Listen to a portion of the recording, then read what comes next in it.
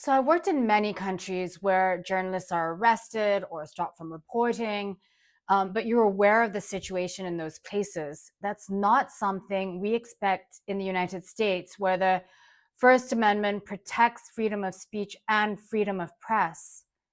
So, seeing the news that Don Lemon, former CNN anchor, now an independent journalist, was arrested was pretty shocking. Now, initially, it wasn't clear what the charges were, but Don Lemon's lawyer spoke to CNN and said he was charged with violating the FACE Act.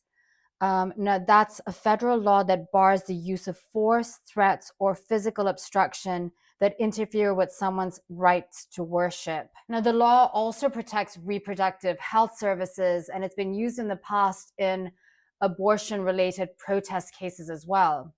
But in this case, the government is essentially alleging that Don Lemon blocked or interfered with worshipers trying to participate in a church service. He was filming a protest in a church in Minneapolis. He was covering it as a journalist, not taking part in the protest. Lemon's lawyer says he was also charged with a civil rights conspiracy count tied to the same incident. Now, I want to show you a clip from Don Lemon's broadcast when he was covering the church protest. You can hear him clearly say that he's not part of the protest and that he's a journalist. So I don't know if this is what they deem as successful or not. But anyways, I'm not going to get in the middle of it because I'm not here as an activist. I'm here as a journalist.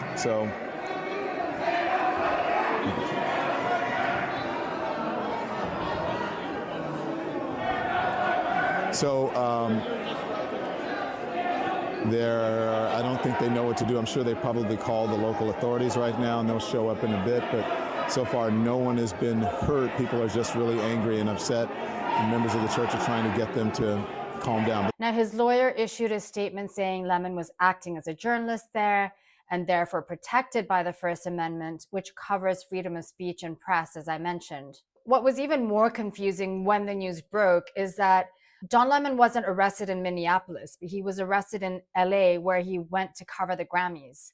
So what emerged was that the Justice Department first tried to charge 8 people, including Lemon, last week. A magistrate judge then rejected those charges, saying that there was insufficient evidence. But then prosecutors went to a grand jury, which returned an indictment. Attorney General Pam Bondi posted that 4 people were arrested on Friday.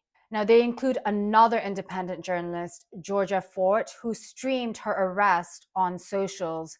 And here's some of it. You guys, I wanted to alert the public that agents are at my door right now. They're saying that they were able to go before a grand jury sometime, I guess, in the last 24 hours. And that they have a warrant for my arrest. I've talked to my attorney, and I'm being advised to go with them, I guess, down to Whipple.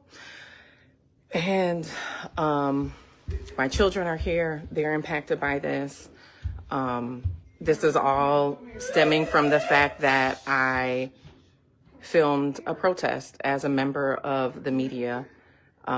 We are supposed to have our constitutional right of the freedom to film, to be a member of the press. I don't feel like I have my First Amendment right as a member of the press because now federal agents are at my door arresting me for filming the church protest a few weeks ago. Again, I don't have a long time here, you guys, but I wanted you to know, for me, agents are at my door right now. If you haven't watched it, Google Georgia Fort on your socials and it should pop up. You should watch the whole thing. Now, this is really unprecedented for any democracy, especially the United States, that's built on the freedom of speech. Journalists who work for big networks get some protection, but all journalists, including independent journalists here, are protected by the First Amendment. So these arrests are disturbing precedent.